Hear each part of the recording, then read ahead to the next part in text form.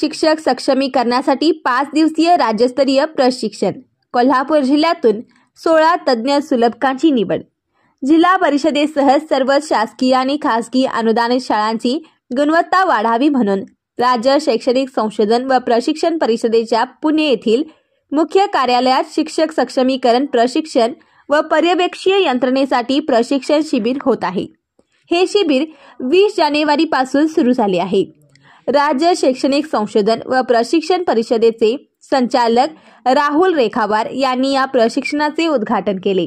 या प्रसंगी सहसंचालक अनुराधा ओक, उपसंचालक कमलादेवी आवटे, अशोक पानसरे आदी मान्यवर उपस्थित होते।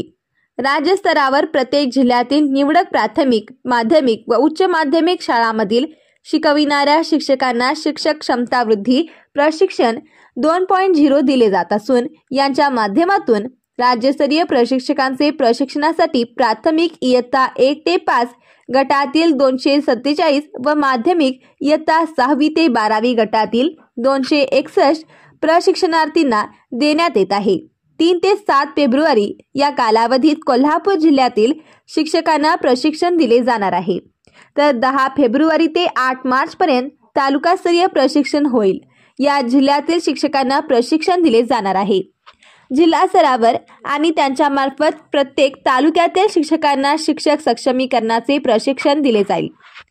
प्रशिक्षणामध्ये राष्ट्रीय शैक्षणिक धोरण 2020 अंतर्गत राज्य अभ्यासक्रम आराखडा, शालेय शिक्षण, शाळा गुणवत्ता मूल्यांकन आणि आश्वासन आराखडा, क्षमताधारित मूल्यांकन, क्षमता आधारित प्रश्न प्रकार, प्रश्न निर्मिती कौशल्य आदी विषयांचा समावेश आहे।